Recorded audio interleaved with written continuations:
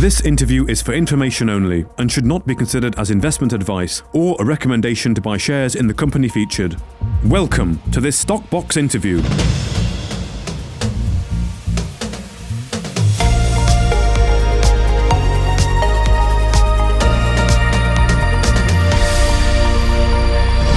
Joining us today is Mike Edwards, the CEO of Ora Carbon, described as a global net zero technology company focused on the carbon market. Well, thank you very much for joining us today, Mike. It's the first time that we're speaking. It's a new concept, certainly a new company to have on Stockbox, so welcome. But could you first of all perhaps just introduce the company, give us the high-level overview, what you're all about? Absolutely. Thank you very much for having us. It's a pleasure to be here. So Ora Carbon is a fintech platform for retail investors to buy and sell voluntary carbon credits. Okay, well, the next question is then, what are carbon credits? Because we hear about these a little bit, but I didn't know much about them until I started researching for this interview, but they are quite an interesting concept. Yeah, absolutely. So carbon credits are a financial instrument that represents the removal of carbon. Traditionally, they're in 1 ton increments. So essentially what happens is these are sometimes called carbon credits, carbon offsets, and carbon producers need to get to net zero. In general, 67% of Fortune 500 companies have committed to being net zero by 2050. The only way that companies can do this is by buying an offset. And I'll be very specific. FedEx is not going to stop delivering packages. Amazon is not going to stop building warehouses. The cement company is not going to stop producing cement. So they are carbon emitters. They're producing carbon. And the only way they can achieve their goals that they have agreed to by 2050 is to buy these offsets, which are called carbon credits. So these are financial instruments that corporations buy to get to net zero, which their board has committed to by 2050. Okay, so if they can't get to net zero due to the nature of their business or activities that they do to offset just aren't enough, they can effectively buy their way to net zero. And these carbon credits, where are they coming from? They've come from companies or organizations, individuals who have done some kind of carbon offsetting to generate them. How are they made? Yeah, exactly. So in general, they're made by entrepreneurs and organizations that create carbon reduction. And there's many different carbon reduction technologies. We focus on carbon removal. We believe that carbon removal has the most efficacy.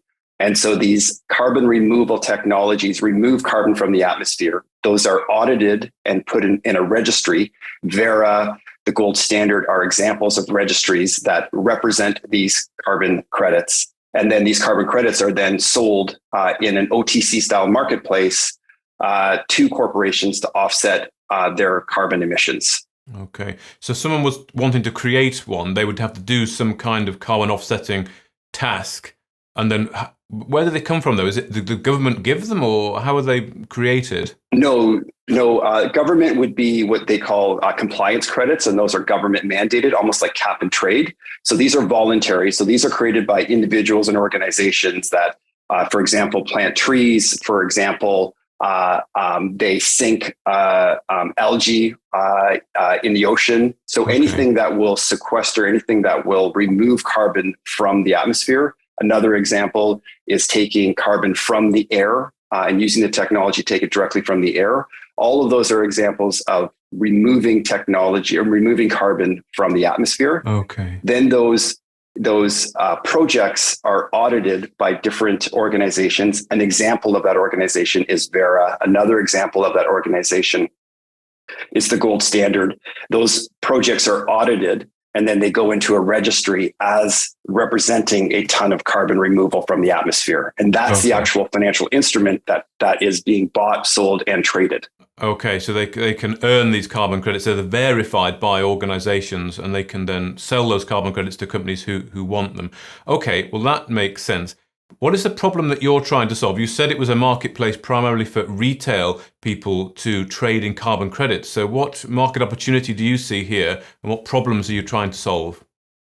Yeah, so I think there's two issues that we identify. So number one is that there's this enormous demand for carbon credits. By 2050, 67% of all Fortune 500 companies over 150 countries representing 92% of worldwide GDP have committed to being carbon neutral, net zero by 2050. That's an enormous amount of demand.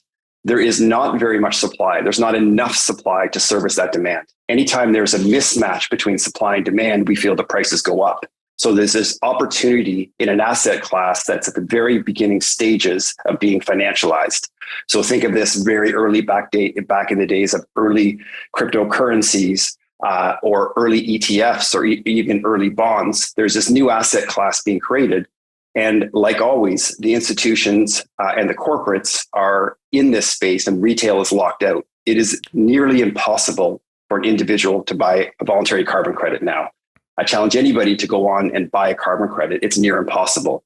So what Ora is the on-ramp to this new asset class that allows a retail investor to buy and sell carbon credits, which we believe are an interesting and new asset class that is going to be increasing in price over the next 20, 30 years.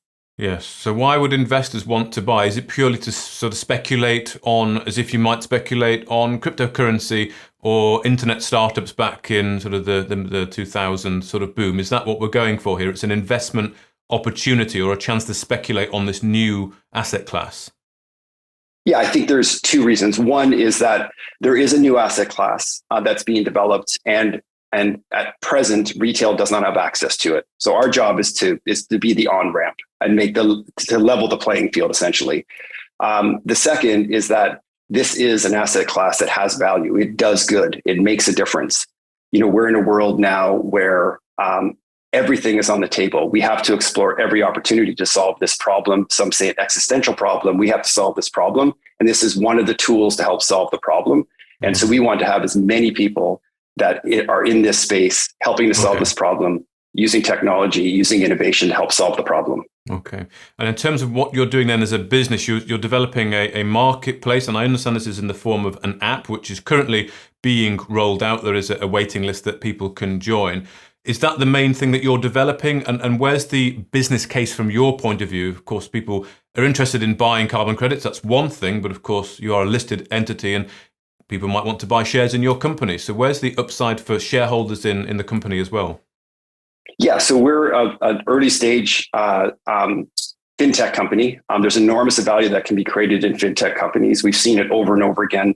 Coinbase is an example that came in and originally was just buying and selling Bitcoin with a bank transfer. That's how they started. They're a $20 billion company now. Robinhood is another example of a company that started with a very, very small mandate, making trades free. That's a $10 billion company. And just by point of example, in 2017, I came to London with an idea about bringing cryptocurrencies to the London Stock Exchange. We went through an incredibly arduous process to do that. That company is called Argo Blockchain. So in 2017, I raised £100,000 at $1 million pre. Argo went to be worth more than $1 billion. So on a macro level, we know that we can build incredible value in fintech companies. On a micro level, we know that we've done it. We've identified this opportunity and we believe there's enormous enterprise value and enterprise value growth in this sector. Okay, well, thank you very much for introducing that to us today, Mike. I look forward to doing more interviews and when different news comes out from the company as you go down different development curves, but also diving a bit more into carbon credits and, of course, the specific activities that the company are doing. But for now, thank you very much for your time, Mike Edwards, the CEO of Ora Carbon. Absolutely, my pleasure. If you enjoyed this interview, then give us a thumbs up, a like or a retweet. Subscribe to us on YouTube or follow us on Twitter and hit that notification bell to be the first to know when we release new content. There's loads of great content on our website too, across all our programs at stockboxmedia.com. Thank you for watching.